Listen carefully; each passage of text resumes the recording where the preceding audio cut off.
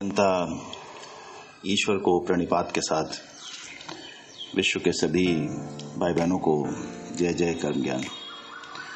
बहुत ही अद्भुत विलक्षण एक ऐसा विज्ञान, एक ऐसी साइंस जिसको समझने के बाद जीवन अद्भुत शांति, संतुष्टि और आनंद से युक्त हो जाता है।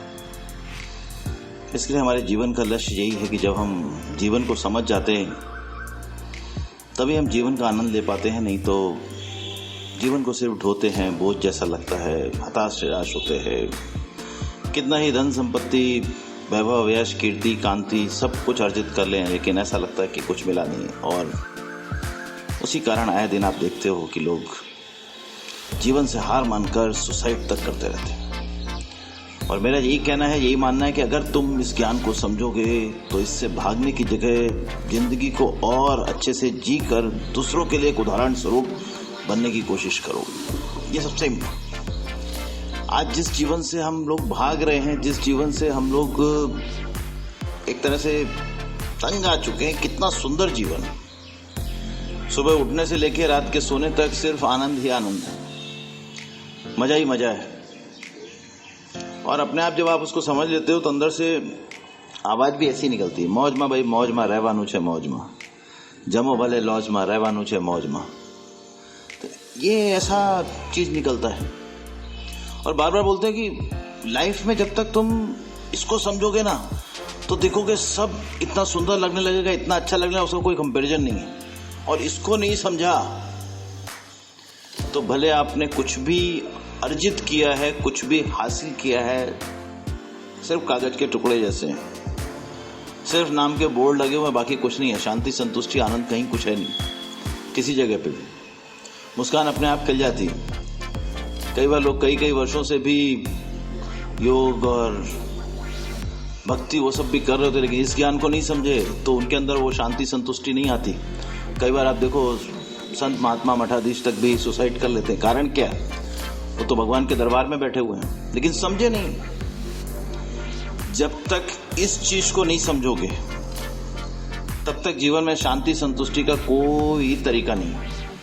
और इसको समझा तो अशांति का कोई कारण नहीं है, निराशा का कोई कारण नहीं है, हताशा का कोई कारण नहीं है, अप्रसन्नता का कोई कारण नहीं है। जिंदगी अपने आप में जैसे कहें ईश्वर का अनुपम उपहार या गिफ्ट या भेंट दिखाई देने लगती। और आप अपने आप देखोगे कि जीवन कितना सुंदर है, कितना अद्भुत है। खुद अपने को महसूस होने लगेगा, अपने कण कण में प्रसन्नता बिखरने लगेगी। जब आप अंदर से हर्षित होते हो तो आपके रोम रोम में से प्रसन्नता निकलती है, वो रिफ्लेक्ट होती है। लेकिन जब हम हर्षित ही नहीं होते तो कहां से होगी? तो इसलिए हमेशा बीच में बोलते हैं सभी से कि अभी रिसेंटली कम शब्दों में चीज को बताना शुरू किया है कि कर्म योग के सभी शब्द, कर्म योग, आरती जिसको कहते हो ना आजकल, इसीलिए वो आरती के शब्दों के साथ ही शुरू करते हैं कि है ये अद्भुत विज्ञान, इसे एक बार समझो, जीवन के आनंद का फिर उत्सव तुम देखो। है ये अद्भुत विज्ञान, इसे एक बार समझो, जीवन की पहेली का हर हल तुम्हें मिल जाएगा। जैसे चाहो वैसे बोल सकते। हमें जो फल मिलते हैं इच्छा से नहीं मिलते, किए गए हुए कर्मों के आधार पर मिलते हैं। एक एक शब्द इंपॉर्टेंट है। जैसा कर्म किया होगा वैसा फल आएगा। हम जैसा फल चाहें वैसा मिल सकता है यदि कर्म हो मेरे महान, षट शक्ति की धारा से। 6 शक्तियां हैं हमारे पास कर्म करने के लिए: शारीरिक, मानसिक, बौद्धिक, आर्थिक, सामाजिक और स्वीकार्य शक्ति। इन शक्तियों के साथ आप कर्म करते हो। हमें जो फल मिलते हैं स्वीकार तो करना है, क्योंकि हमारे कर्मों के अनुसार आए। हमें जो फल मिलते हैं स्वीकार तो करना है। कर्म की गति अति बलवान, फिर भी आगे बढ़ना है। ज्ञान कर्मणो गति। कई बार ना करने योग्य किया जाए या करने योग्य ना किया जाए, दोनों में विकर्म लगता है। जो करना था आपने नहीं किया तो भी विकर्म लगता है। That's why it is called ज्ञान कर्मणो गति। हमें जो फल मिलते हैं स्वीकार तो करना है। क्यों? हमारे ही कर्मों के अनुसार आ रहे हैं। कर्म की गति अति बलवान, फिर भी आगे बढ़ना है। गीता में कहा अर्जुन से, वो आज भी वैलिड है। जब तुम इसको समझो तो जीवन उत्सव है। हम आए खाली हाथ, जाएंगे खाली हाथ, तो क्यों न करें एंजॉय इस अद्भुत लाइफ का। है ये अद्भुत विज्ञान, इसे एक बार समझो, जीवन के आनंद का फिर उत्सव तुम देखो। इसीलिए कहते हैं अरे ऐसा मौका फिर कहाँ मिलेगा, अरे ऐसा कर्म ज्ञान फिर कहाँ मिलेगा। आओ तुमको समझाते हैं कर्म ज्ञान के चमत्कार, देखो देखो देखो देखो देखो, जादू कर्म ज्ञान का, जादू जीत ज्ञान का। या फिर उन लोगों के लिए जिनको डिप्रेशन सताता है, हताशा निराशा सताती है, डिप्रेशन तुझे सताए या दिल डूबा जाए, आजा प्यारे पास हमारे, कर्म ज्ञान अपना ले, कर्म ज्ञान अपना ले। कर्म ज्ञान की युक्ति सब दुखों से मुक्ति, विघ्न बाधा की हो जाती है इससे पूरी छुट्टी। कर्म ज्ञान अपना ले, जीवन सफल बना ले। यानी सब दुखों की एक दवा है कर्म ज्ञान की जड़ी बूटी। और आज का विषय है, अपने आप देखोगे उस शब्द में सब चीज समाहित है। खुश नसीब वो नहीं जिसका नसीब अच्छा है।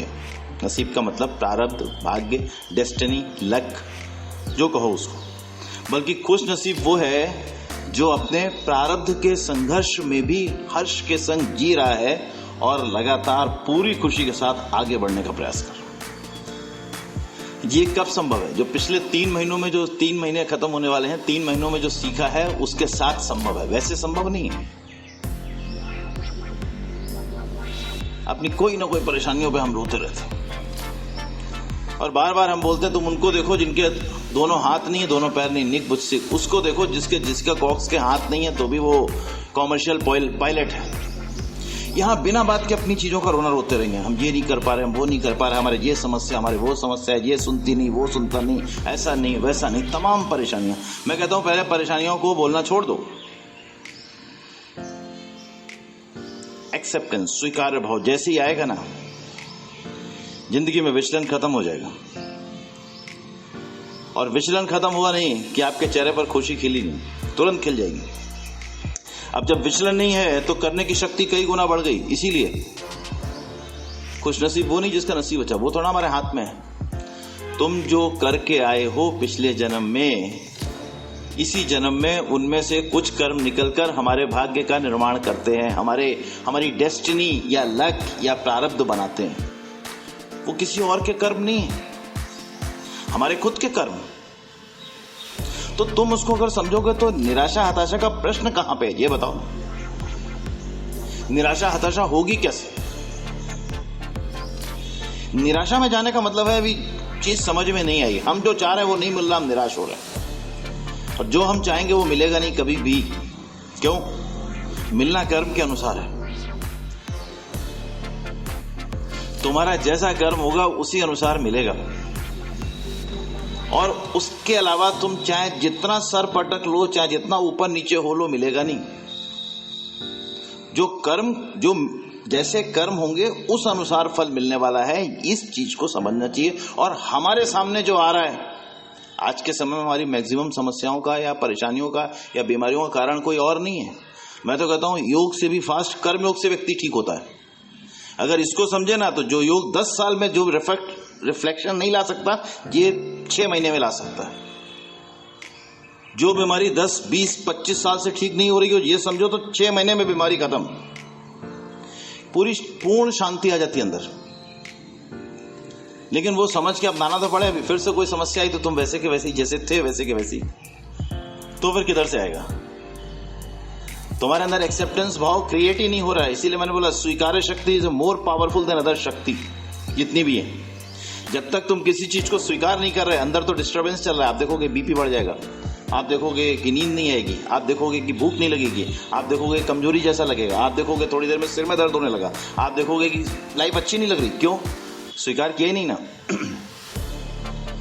जो चीज जैसे ही हमारे मन मुताबिक नहीं हुई और हम उसको स्वीकार नहीं कर पाए, बस उसी क्षण से हमारे अंदर डिस्टर्बेंस शुरू हो गया। तो ये जो आज का टॉपिक है, ये पिछले नॉलेज को पे बेस्ड है। देखने में बड़ा लुक्रेटिव, कोई चीज देखने में बहुत अच्छी लगे ना, और वाकई में भी वो साइंटिफिकली उतनी अच्छी हो तो कैसे डबल इम्पैक्ट डालती है। तो वैसे ही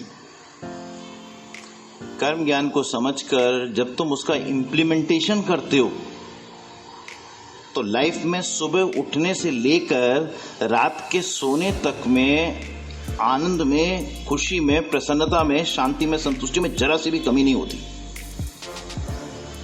और जीवन में सफलता है तो ऑटोमेटिकली जो आज के बच्चे हर चीज में निराश रहते हैं, या तो बिल्कुल पढ़ पढ़ के कीड़ा हो गए पढ़ाई के, जैसे कहते हैं रट्टू तोता टाइप, बिल्कुल मतलब चेहरे पे नूर है ही नहीं, हंसी है ही नहीं, अपनी संस्कृति को समझते ही नहीं, जानते ही नहीं आज के समय मैक्सिमम बच्चे। कईयों से तो पूछो कि रामचंद्र जी के कितने भाई तो मालूम भी नहीं हुआ। हाँ, राम और कृष्ण अलग अलग युग में हुए या सेम युग में, वो भी मालूम नहीं होगा। दूसरा, पढ़े जा रहे, बाद में सुसाइड कर लिया, कारण संतुष्ट तो थे नहीं। 8 घंटे से ज्यादा किसी को पढ़ने नहीं चाहिए, बार बार बोलते। दूसरी चीज, तुम्हारे अंदर अगर खुशी नहीं आ रही पढ़ के तो उतना पढ़ के क्या करने का। विष्णु पुराण का श्लोक है बहुत अच्छा, तत्कर्म या ना बंधाए और सा विद्या या विमुक्तये, आया साया परम कर्म विद्या अन्या शिल्पे नैपुणम। कर्म वही हैं जो हमें बंधन में ना बांधें, हमें डिस्टर्ब ना करें, हमारे अंदर विचलन पैदा ना करें, और विद्या वही है जो हमें मुक्त कर सके। बाकी सारे कर्म तो खाली एक क्रिया मात्र हैं, मतलब, और बाकी जितनी भी विद्याएं हैं सब कारीगरी मात्र हैं, कुछ उसका मतलब नहीं है। बिल्कुल कर्म योग से रिलेटेड चीज विष्णु पुराण के इस श्लोक में लिखी हुई। सोचो अपना, अबे तुम जीवन को संवार नहीं पा रहे, जीवन को निखार नहीं पा रहे, डॉक्टर इंजीनियर बनने की कोशिश कर रहे हो, उसका कुछ मतलब है? आगे जाके सुसाइड के अलावा कोई रास्ता बचेगा नहीं। या फिर फ्रस्ट्रेट होके डाइवोर्स लोगे, या फिर फ्रस्ट्रेट होके भाग जाओगे कहीं, या फिर फ्रस्ट्रेट होके अपने जीवन को खत्म कर लोगे, या किसी और के जीवन को खत्म कर लो। डाइवोर्स बढ़ने कोई और कारण नहीं है, कारण यह समझे हुए नहीं है। किसी के अंदर स्वीकार भाव तो है ही नहीं, ना पत्नी को स्वीकार करना, ना पति को स्वीकार करना, ना उनके माता पिता को स्वीकार करना। ऐसा लगता है जैसे खाली पति से शादी करिए, अब जो होंगे वो हमारे अपने, बाकी सब बेकार। तो उसके पहले जो उसका मम्मी पापा है वो अंदर सामर्थ्य ही नहीं रह गई है। अपने आप को इतना खोखला कर दिया, इतना खाली कर दिया, इतना सही से समझा नहीं है कि जीवन में वो रस ही नहीं आ रहा। अदरवाइज तो जिम्मेदारियां निभाते हुए तो खुशी का एहसास होता है। एक पति पत्नी एक दूसरे के प्रति जिम्मेदारी निभाते हैं तो खुशी का एहसास होता है। अपने माता पिता की सेवा करते हैं तो खुशी का एहसास होता है। अपने बच्चों के लिए कुछ करते हैं तो खुशी का एहसास होता है। अपने मुंह में निवाला ना जाए, लेकिन हमारे बच्चों के मुंह में जाए और हमारे माता पिता के मुंह में जाए। अपने का तो पेट भर गया। अपने को 2 कपड़े बड़े, एक जोड़ी चले, उसी को धुल के रात में सुबह सुखा लेंगे, लेकिन बच्चे कहीं कुछ परेशान ना हो और माता पिता को कोई परेशानी नहीं हो। That's the way. लेकिन कहाँ सोचते हो आजकल? तो आपके ही कर्म है जो आगे आएंगे। बार बार कर्म ज्ञान में ये समझा रहे हैं कि खुश नसीब वो नहीं जिसका नसीब अच्छा है। जैसा मिला है, गरीबी में, झोपड़ी में पैदा हुए, अभी खुश होकर स्वीकार करो। क्यों महल नहीं मिला ये मत सोचो, कोई तो कारण होगा। एक झोली में फूल भरे हैं, एक झोली में कांटे, कुछ तो कारण होगा। बड़ा सिंपल सा है भाई। तुम्हें नहीं मिला, जब तक तुम नहीं समझे तो भी तो कोई तो कारण होगा। समझने की कोशिश करो भाई, मैं क्यों गरीब घर में पैदा हुआ। कोई सिद्धांत होगा, ये अमीर में क्यों पैदा हुआ। भाई मैं अपाहिज क्यों पैदा हुआ, मैं मेंटली रिटार्डेड क्यों पैदा हुआ। सब समझने की कोशिश करोगे तो कोई नहीं। तुम्हारे घर में किसी भी बच्चे का जन्म हो, तुम्हें लगेगा कि हाँ भाई हमारे घर में ये मेंटली रिटार्डेड बेड रिडन बच्चा आया है, मेरी पिछली सेवा इतनी बाकी है, मैंने लग रहा नहीं की होगी अपने सास ससुर की, माता पिता की, या जो भी कुछ हमने भागे होंगे उसमें से उनको छोड़ के, या उनको वृद्धाश्रम में छोड़ा होंगे, कुछ किया होगा इस जन्म में, समझ लो, नहीं तो फिर अगले जन्म में फिर से आएगा। बड़ा सिंपल सा चीज है, बहुत सिंपल सी चीज, कोई इफ एंड बट है नहीं। तो कितना अच्छा शब्द है, देखो सुनो। खुश नसीब वो नहीं जिसका नसीब अच्छा है, बल्कि खुश नसीब वो है जो पहला अपने नसीब से खुश है, यानी अपने भाग्य से खुश है, अपने प्रारब्ध से खुश है। जो मिला तुम उसको खुश होकर क्यों नहीं स्वीकार करते हो। बोलो हमारे सास ससुर कितने अच्छे हैं, हम वाइब्रेशन ही पॉजिटिव क्रिएट नहीं कर रहे। हमारा पति और हमारी पत्नी कितनी अच्छी है, वाइब्रेशन ही पॉजिटिव क्रिएट नहीं कर रहे। हमारे बच्चे कितने अच्छे हैं, भले वो नहीं पढ़ पा रहे, कोई बात नहीं, क्या पढ़ना हर चीज होती है क्या? बच्चे के अंदर अगर संस्कार है, सुसंस्कृत है, वो नहीं पढ़ रहा तो कोई बात नहीं। आप सोचो हमारी सोसाइटी में सब लोग कितने अच्छे हैं, सब तुम्हारे मन मुताबिक नहीं चल रहे, लेकिन अपने अपने अनुसार तो चल रहे हैं। तुम पॉजिटिव वाइब्रेशंस क्रिएट करो, देखो सब तरफ अच्छा लगने लगेगा। When you will create the positive vibrations, entire universe will be yours. देते चलो भाई, देते चलो, प्यार प्रभु का लुटाते चलो। आपका क्या है इस संसार में? कुछ नहीं। जो आपने पाया यहीं से पाया, सब ईश्वर का दिया हुआ। जाओगे तो क्या लेके जाओ? कुछ नहीं लेके जाओगे, तो क्यों ना बांटने की हैबिट डालो। पहला ही खुश नसीबी वहीं पे है जहां तुम अपने जो कुछ सराउंडिंग्स हैं, सराउंडिंग मतलब इन्वायरमेंट, पर्यावरण, आपके जो चारों ओर का पर्यावरण, उसको तुमने एक्सेप्ट कर लिया। पहले तुम कहीं गए, तुमने वहां को भी एक्सेप्ट कर लिया। अभी गर्मी है, कहीं मान लीजिए सर्दी है, कहीं मान लीजिए कुछ और तकलीफ हो रही, कोई और परेशानी है, कुछ है, कहीं कोई परेशानी नहीं, देखो कि सब एकदम ठीक होने लगेगा। फिर कुछ भी हो गया हो, as soon as तुम स्वीकार करते हो चीज को, तुम देखोगे अपने आप खिल जाओगे। क्यों? अब तुम्हारे अंदर करने की शक्ति कई गुना बढ़ गई। और तुमने जैसे ये तुमने दिमाग में आया कि ये मेरे साथ क्यों हुआ, बस विचलन शुरू हो गया फर्स्ट क्लास। ये दोनों चीजों में अंतर है। पुजारी भाई पिछले हफ्ते नहीं आए थे, तुम्हारी कमी खली। जो रेगुलर आता है वो नहीं आए तो यहाँ सामने बैठ के कितना अच्छा लगता है। तो किसी ना किसी झंझट में फंस गए होगे, तो कॉमन सी चीज है। देखो इस उम्र में भी, ये इनकी उम्र, मुझे नहीं मालूम किस झंझट में फंसे हैं, लेकिन किसी ना किसी लोभ में फंस गए होंगे, उसी कारण ये छूटेगा, अदरवाइज तो छूटेगा ही नहीं। लोभ खाली स्त्री का ही नहीं होता, कोई पैसों का ही नहीं होता, कोई ना कोई लोभ होगा। अभी बाद में उतरेंगे तो पूछेंगे क्या लोभ था, लेकिन ये पक्का है कोई ना कोई लालच में फंस गए। ट्रीटमेंट के अंदर गए थे और तो कुछ नहीं, तो 2 बार नहीं आए हो।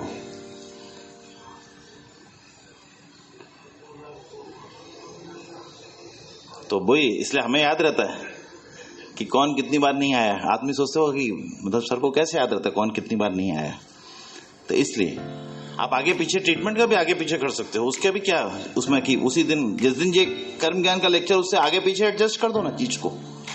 जो रेगुलर सुन रहा है उसमें तो मुझे लगता है कि बहुत जल्दी उसको इससे प्यारा जीवन लगने वाला नहीं है, और वो जब नहीं आता तो मुझे लगता है कि लो, इसका फिर से टर्न इस पर गया, मतलब इस साल में भी वो नहीं सीख पाएगा। क्योंकि ऐसे यहाँ कई लोगों को साल बदलते देखा है, क्योंकि अदरवाइज तो 1 साल में ही पूरा आपको आ जाना चाहिए। ना आने का मतलब है कि आप फिर से डाइवर्ट हो गए कहीं ना कहीं, और जब आ जाएगा ना तो सफलताएं खुद ब खुद ऑटोमेटिकली तुम्हारे कदम चूमेंगी। वो कर्म ज्ञान का सिद्धांत है, सफलता is directly proportional to your मेहनत या पुरुषार्थ। और पुरुषार्थ करने में भी जो जैसे कहते हैं ना, जो तुम 10 घंटे में नहीं पढ़ पाते, 1 घंटे में तुम्हें याद हो जाएगा। जब हम खुश होकर पढ़ते हैं, खुश होकर करते हैं, कैसे अपने इतने सारे लोगों को कैसे जानते रहते हैं, अपने कैसे जानते हैं कृपा बहन में 2.5 महीने में कितना फर्क आ गया। पहले हंसी निकलती नहीं थी, हंसी रुकती नहीं है, तो कैसे पता चल गया? यहीं को देख देख के, यहीं से देख के। और वाकई में जबरदस्त चेंज आया। मतलब इसलिए कह रहे कि हम तो पहले भी देखते थे, तब मुंह चढ़ा के आती थी और मुंह चढ़ा के जाती थी, तो मुझे भी लगता था कि बहुत इगोइस्टिक है, अपने भी बात नहीं करनी, भले चढ़ा के जाओ। लेकिन अभी इतना खुश हो गया था कि अपने आप बात होती है। जब आप चेंज होते हो ना, तो आपका ऑरा चेंज होने लगता है। अपने आप आपका जो ऑरा है ना, वो इतना पॉजिटिव हो जाता है कि अपने आप आपके संपर्क में लोग आने वाले खुश होने लगते हैं, हर्षित होने लगते हैं, उमंगित होने लगते हैं। तो ये ऑरा मंडल अभी आजकल कृपा बहन का चल रहा है, जो अपने आप बता रहे हैं। वो सभी के लिए इंपॉर्टेंट है चीज समझने की। ये तो जो नया में किसी में चेंज आ रहा होता है वो बताते हैं, बाकी सभी के लिए समझने का है कि तुम जैसे ही चीज को एक्सेप्ट करते हो, आपका ऑरा मंडल खिलने लगता है। एक चेतना स्तर की बात की थी, उस पर रिसर्च चल रही है, लगभग 50% पूरी हो गई है। कुछ दिनों में आएगा उसके ऊपर अच्छा सा चीज, जो बताया था मैंने कि व्यक्ति के अंदर अपनी डिफरेंट चेतनाएं होती हैं, डिफरेंट चेतना का स्तर होता है। सबसे कम लेवल जो है चेतना का 20 माना गया है, जो अपने आप जो है बिल्कुल निराशावादी, नफरतवादी, अपराधी और बिल्कुल जिंदगी से मतलब वो सब आदमियों को बस किसी न किसी को जो नुकसान कर डालें। और सबसे बड़ा जो चेतना का स्तर है 1000 माना गया। सोचो कहाँ 20 कहाँ 1000। इवन 500 पे ही जो लोग होते हैं वो एक सबको देने वाले बन जाते हैं, सब बांटने वाले बन जाते हैं। तो ऐसा आपको अपना चेतना का स्तर उठाना है। उस पर पूरा चालू है रिसर्च, कुछ दिनों में आएगी वो चीज सामने। बताने का मतलब यहाँ पे कर्म ज्ञान से क्या है, जैसी तुम समझते हो ना तुम्हारी चेतना का स्तर खुद बढ़ने लगता है। यहाँ इसलिए उसका जिक्र कर रहे हैं। ये अपने आप एक ऑटोमेटिकली पॉइंट है कि आपके अंदर से सारे नेगेटिव वाइब्रेशंस जो जैसे ही ईगो आपके अंदर आती है आपका चेतना का स्तर बहुत डाउन होने लगता है। जैसे आपके अंदर नफरत क्रिएट होती है, जैसे ही आपके अंदर हेटिज्म क्रिएट होती है, जैसे आपके अंदर ईर्ष्या क्रिएट होती है, जैसे आपके अंदर कुछ दिखाने की भावना होती है, आपका चेतना का स्तर गिरने लगता है। इसलिए बता रहे हैं कर्म ज्ञान से अपने आप आपकी चेतना का स्तर लगातार ऊपर उठता जाता है। और आप फिर देखोगे आपको इस संसार में किसी से कोई परेशानी नहीं है, आपको इस संसार में कोई खराब नहीं लग रहा, कोई गलत नहीं लग रहा, बल्कि सब अपने अपने कर्म भोग रहे हैं और आप सबको कुछ ना कुछ देना चाहते हो। आप इस स्तर पर खुद पहुंच जाओ, ये खुद ब खुद आएगा ये स्टेज। और देने के बाद भी आपको खुशी का अनुभव होगा कि हम किसी के लिए कुछ कर पाए। आपको ये नहीं लगेगा कि हमने दिया तो हमने कोई बहुत बड़ा काम किया। आपको लगेगा चलो किसी के लिए, किसी के चेहरे पर खुशी ला पाए, किसी के जीवन में कुछ बदलाव ला पाए, ये और खुशी का अनुभव होगा।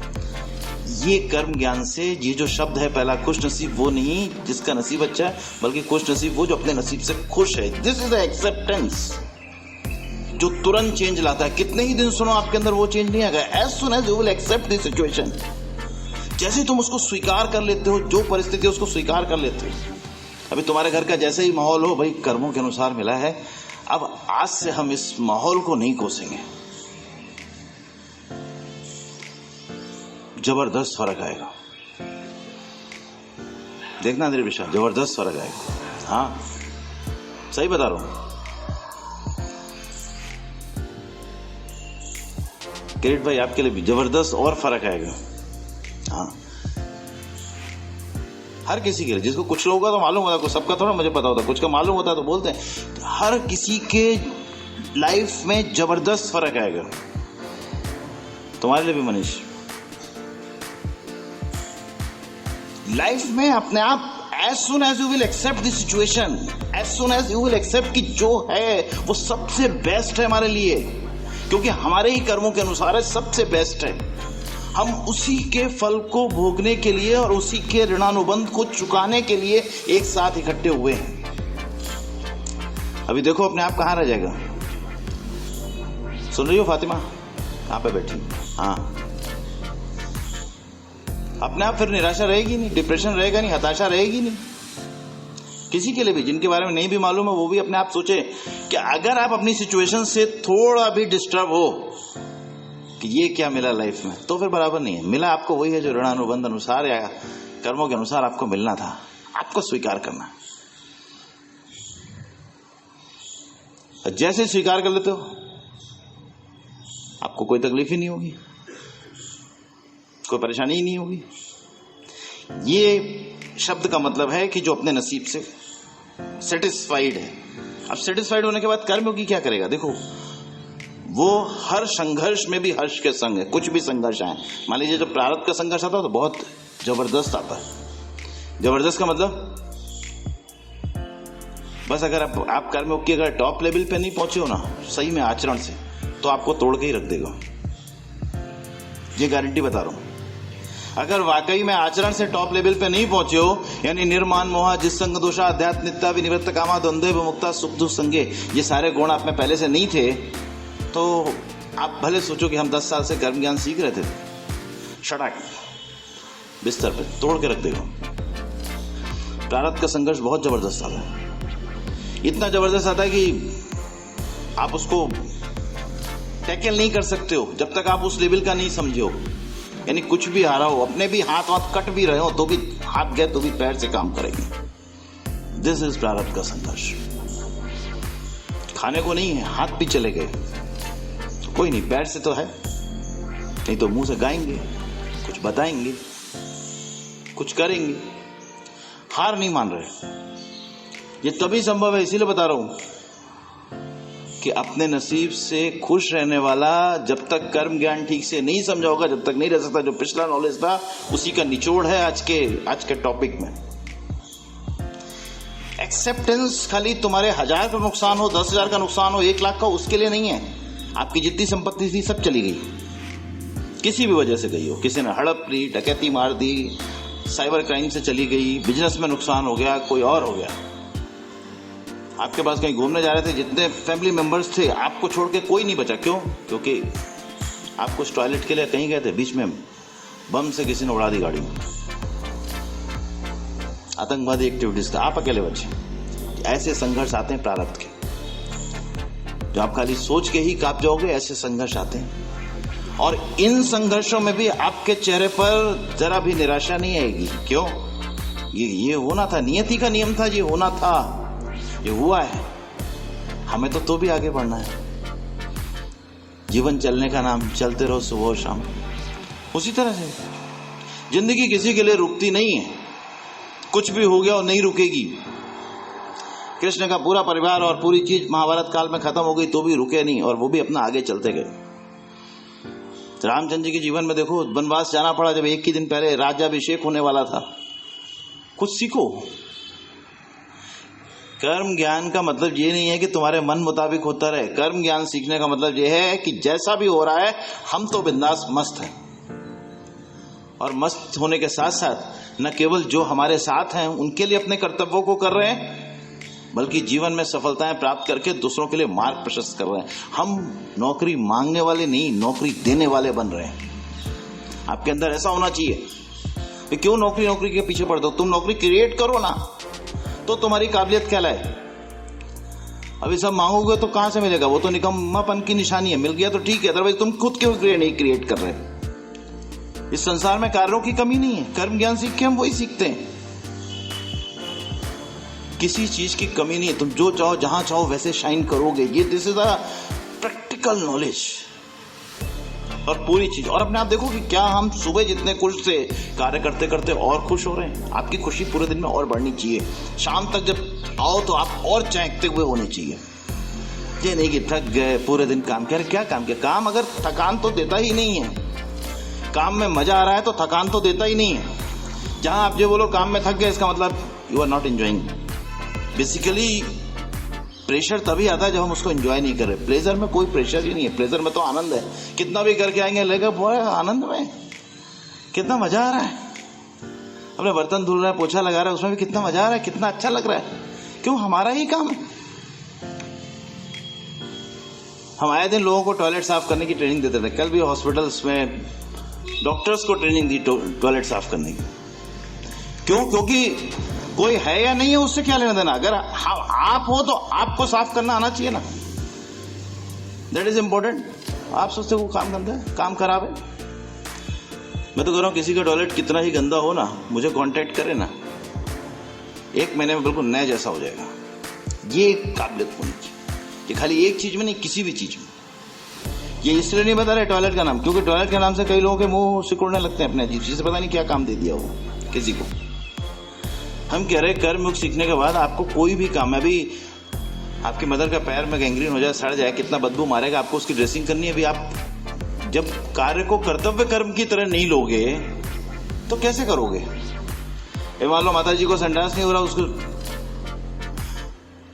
लैट्रिन उसको करानी है तो एनिमा भी लगाना पड़ेगा, लैट्रिन उसका निकालनी भी पड़े, तो उसमें कर्म में किसी तरह का इफ एंड बट कैसा?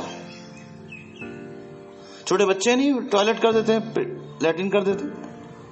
तो ये अप्रोच का विकसित होना जो हमारी जिम्मेदारी है, हमें उसको कोशिश से करना है।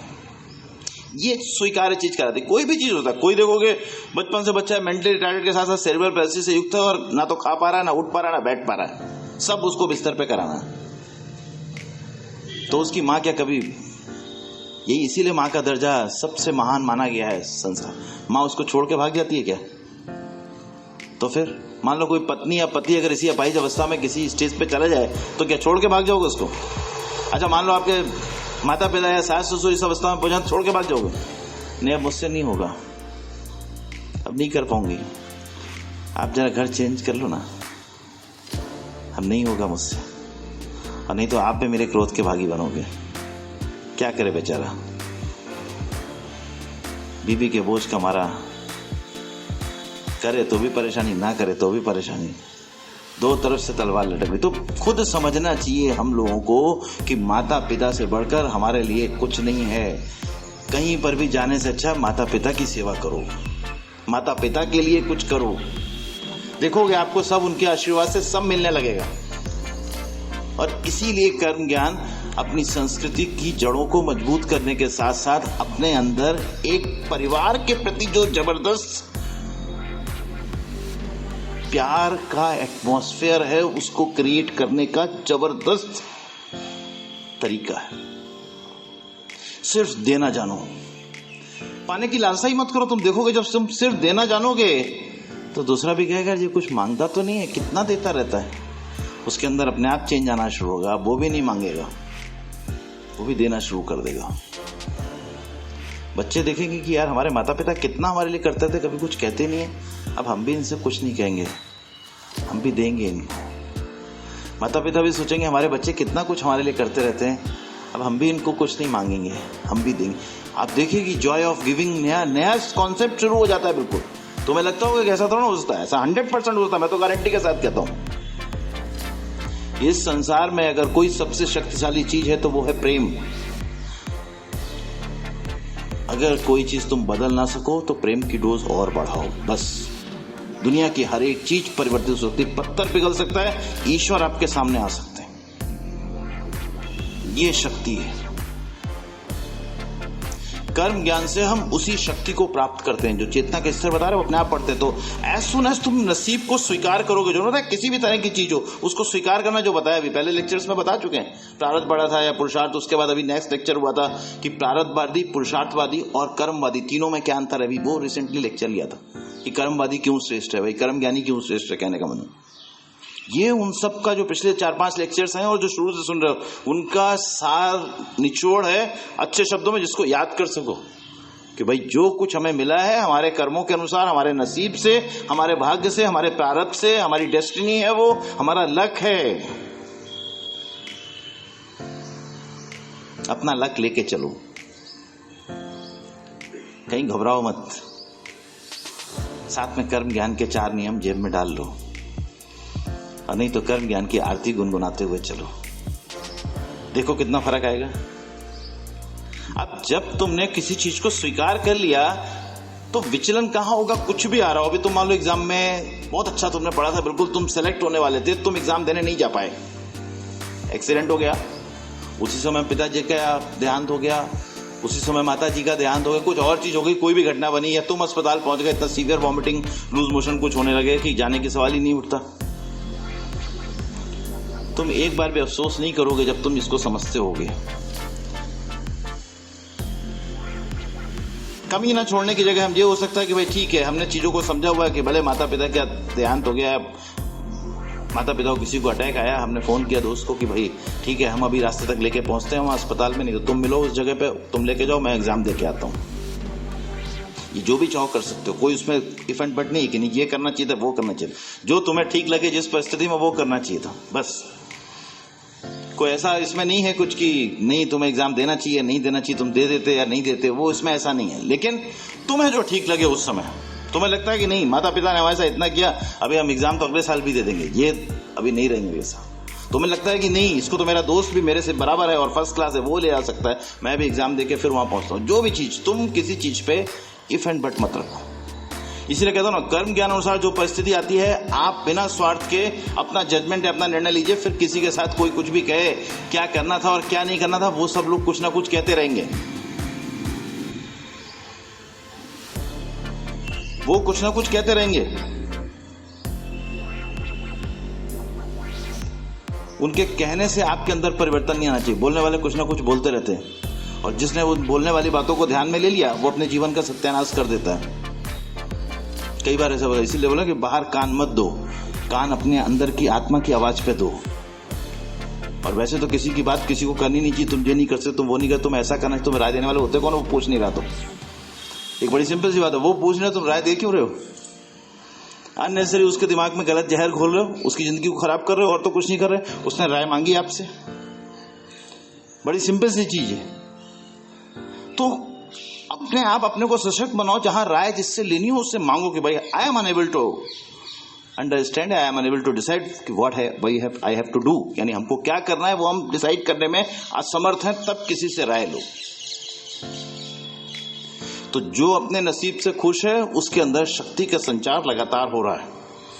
क्या नहीं मिला या क्या चला गया उससे उसको कोई फर्क नहीं पड़ता। लाखों चले गए हो, कोई लेके आए थे कुछ, क्या यहीं पे अर्जित किया ना, चले गए कोई बात नहीं। आज जितने समय नहीं है उतने समय साइकिल से चलेंगे, पैदल चलेंगे, कम खाएंगे, दूध बंद कर देंगे, एक आधा किलो दूध लेंगे चाय वाय के लिए, फ्रूट्स नहीं खाएंगे, आटे की रोटी, और भले थोड़ी सब्जी वब्जी के लिए गुंजाइश हुई तो ठीक है, नहीं तो नमक और रोटी खाते लोग। और 2 टाइम 3 टाइम खाने की जरूरत कहाँ है, कुछ समय 2 टाइम खा लेने का, कभी कभी 1 टाइम भी खा लेने का। ये सारी की सारी सिचुएशंस को टैकल करने का तरीका। मैं तुमसे बोला साहब नहीं हमसे तो नहीं होगा, तो पहले से इसी में रहते हो, अब तो साहब वन बीएचके का दूसरा फ्लैट लेना पड़ेगा, ये मकान तो बेचना पड़ेगा। क्यों? क्योंकि कर्ज इतना है, उसको चुकाने के लिए तुरंत चुका दो, मैं तो कहता हूं दिस इज एक्सेप्टेंस। नहीं साहब हम तो एसी के बिना तो नहीं रह पाएंगे, तो फिर तो समझे क्या, क्यों? अभी आपके सामने ऐसी सिचुएशन नई आई है, नई क्रिएट हुई है, किसी वजह से भी हो, दिस एक्सेप्टेंस इज इंपॉर्टेंट। जो आपके जीवन में एक नया प्रारब्ध का संघर्ष आया है या आपके कर्मों का संघर्ष आया है, जैसे कर्म किए होंगे वैसे ही फल आएगा। हो सकता है तुमने इसी जन्म में कोई ऐसे कर्म किए हो जिसका फल आ रहा है। तुमने किसी को धोखा दिया हो, तुमने किसी का पैसा लूटा हो, तुमने किसी का पहले खराब किया हो, या तुमने बहुत लोगों का बहुत दिल दुखाया हो, तो उसका फल भी तो आएगा, इसी जन्म में मिलेगा। तुम अपने आप जानते हो तुमने क्या किया क्या नहीं किया है। तो दोनों ही स्थितियों में आ तो कर्म का ही फल रहा है, कहीं अलग से फल नहीं आ रहा है। एक चीज इंपॉर्टेंट है, इस संसार में रहकर तुम जो कुछ फल भोग रहे हो वो आज तुम्हारे ही कर्मों के फल रहे हैं, कहीं अलग से नहीं आ रहा है।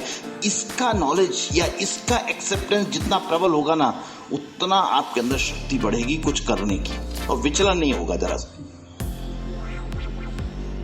कोई भी संघर्ष आ रहे हो, चाहे वो प्रारब्ध अनुसार आ रहे हो, चाहे नॉर्मल आ रहे हो, प्रकृति के संघर्ष भी आ रहे हैं तो आप झेलोगे। क्यों? प्रकृति के संघर्ष तो सबके लिए आते हैं। फसल लगाई, बारिश हो गई, ओले पड़ गए, कभी अकाल पड़ गया, कभी भूकंप आ गया, तो घर वर जो था सब गिर गया। सोचो 2001 में कच्छ में और बाकी जगह भी जहां जहां जिसके गिरे होंगे, गुजरात में आया भूकंप 26 जनवरी 2001। ये सिचुएशन बता के आएंगी क्या? तुम कर्म ज्ञान समझे हुए हो तो जो बचा है उसको उठा के रख लो, बाकी को जाने दो। बड़ा सिंपल सी चीज है। तो खुश नसीब वो नहीं जिसका नसीब अच्छा है, खुश नसीब वो है जो अपने नसीब से खुश है, अपने नसीब से विचलित नहीं है, और अपने हर जो भी संघर्ष आ रहा है नसीब के अनुसार या कर्मों के अनुसार, उसमें वो जो बेस्ट कर सकता है वो करने की कोशिश करता हुआ लगातार आगे बढ़ने का प्रयास कर रहा है। मतलब किसी परिस्थिति को दोष नहीं दे रहा, किसी व्यक्ति को दोष नहीं दे रहा। कर्म ज्ञानी क्या है? किसी व्यक्ति को दोष नहीं देता, किसी परिस्थिति को दोष नहीं देता, इसके कारण हम नहीं कर पा रहे, ये हमें कुछ करने नहीं दे रहे, ये हमें कुछ करने नहीं दे रही, ये तो बात ही गलत है। कोई तुम्हारे मार्ग में ऑब्स्टेकल पैदा नहीं कर सकता, रुकावट पैदा नहीं कर सकता। तुम रुकावट अपनी धारणाओं से करते हो, तुम्हें करना खुद नहीं है, बहाना दूसरे के ऊपर मारते हो। तुम्हें अगर करना है तो पहले तुम अपने आप को व्यवस्थित करो, सीधी सी बात है। अभी रिसेंट का एक एग्जाम्पल है, फाल्गुनी की शादी हुई, उसको यही मैंने कह के बोला कि तुमने कर्म ज्ञान सीखा है तो तुम्हें सबके साथ एडजस्ट होना है। छोटी फाल्गुनी एक ही चीज उसको बोली, कहीं तुम्हें जॉब नहीं करनी, कहीं तुम्हें कुछ नहीं करना, पहले सबके दिल में जगह बनानी। हम जाने के साथ ही पहले सोचते हैं अभी मैं कल से ये करना, परसों से वो करना। अभी नए परिवार में तुमने किसी के साथ कोई प्रेम से वार्तालाप किया नहीं, उनके बीच में मिक्सअप हुए नहीं, और अगले दिन से अपनी पर्स डाल के हम तो जा रहे हैं, हम जॉब पे, हम तो पहले भी करते थे, तो शादी को काय को करी, जॉब करते रहते। शादी का मतलब है रिस्पॉन्सिबिलिटी, शादी का मतलब है जिम्मेदारी, शादी का मतलब है कर्तव्य बोध, शादी का मतलब है उस परिवार को अपने प्यार से ऐसा ओत प्रोत कर दो कि उसे लगे कि इससे प्यारा व्यक्ति तो हमारे लिए कभी था ही नहीं कोई। दिस इज द शादी। देखने में शादी लगते हुए भी देवों के लिए भी अमूल्य शादी है। तो तुम लोग उसी से रोते रहते हो। और जब तक तुम निराश रहोगे, हताश रहोगे, तुम्हारे अंदर आएगा कैसे? कोई और कारण नहीं होता, हमें ये नहीं करने दिया, हमें वो नहीं करना। तुमने पहले कौन सा तोप मार ली? शादी से पहले तुम ऐसा ना कोई किसी कंपनी के सीईओ बन के बैठी हुई थी। ऐसे अपने आप को सोचो ना। उसके पहले तुम क्या किसी मल्टीनेशनल कंपनी की सीईओ थी क्या? अच्छा नहीं थी तो शादी के बाद क्यों करो? हमें ये नहीं करने दिया गया, हमें वो नहीं करना। तो ताकत तुम्हारे अंदर पहले भी नहीं थी, बाद में भी नहीं है। बाद में एक टीकरा फोड़ने को है कि यहाँ फोड़ रहे हो। जिसको करना होगा पहले वो परिवार को अपने आप व्यवस्थित करेगा, फिर खुद अपने आप आगे बढ़ चलेगा। कि अभी हमने अपने परिवार के प्रति अपनी जिम्मेदारी बढ़ाई, अब हम फिर अपने पंख खोलते हैं। क्या हम क्या उड़ना भूल जाते हैं क्या? फिर से अपने पंख खोलेंगे, अब हम फिर उड़ चलेंगे। जहां में जिसका अंत नहीं, उतना बड़े आसमां, और आसमां से भी ऊंची हमारी उड़ान होनी चाहिए। तो जिंदगी को अपने आप समझने की कोशिश करो। जैसे ही हम समझ जाते हैं, जान जाते हैं, अपने आप हम हर समय हर्षित हो जाते हैं। और कर्म ज्ञान यही चीज सिखाता है कि तुम अपने आप जीवन को समझो और फिर देखो जीवन कितना सुंदर दिखाई देगा। एक व्यक्ति अभी अफ्रीका में है, कुंदनलाल जी के भाई, उनके साथ कुछ तकलीफ हो गई थी। कल उनसे आधे घंटे बात की, उनको बताया इसी कर्म ज्ञान के बारे में। एक ही बेटा था उनका, एक्सपायर हो गया, मर्डर हो गया उसका, ईस्ट अफ्रीका। निराश, हताश, वीडियो कॉल पे कल बात समझाया उनको कि सब नियति का नियम है। ये चीज समझ में आएगी तो कुछ परेशानी नहीं होगी, कुछ तकलीफ नहीं होगी। अपने आप तुरंत समझ जाओगे चीज को कि जो हमारा नहीं है, जितने दिन का साथ था उतने दिन का ही साथ रह सकता है, उससे ज्यादा नहीं रह सकता। तो इसलिए जिंदगी को समझने की कोशिश करो, कर्म ज्ञान अपने आप अच्छी प्रकार से समझो, और फिर आप अपने आप खिलखिला के कह उठोगे कि अरे ऐसा मौका फिर कहाँ मिलेगा। खुद आप बोलोगे, तुम क्या मिले कर्म ज्ञान, प्यार जिंदगी से हो गया, अरे इसके जैसा ज्ञान कहाँ ऐसा मस्ताना। ऐसा अपने आप अंदर से आवाज निकलेगी। इसलिए कर्म ज्ञान को समझते रहो, अपने जीवन को फर्स्ट क्लास सुख में बनाओ, आनंद में बनाओ, और दूसरों के जीवन में भी खुशियां घोलो। धन्यवाद, नमस्कार।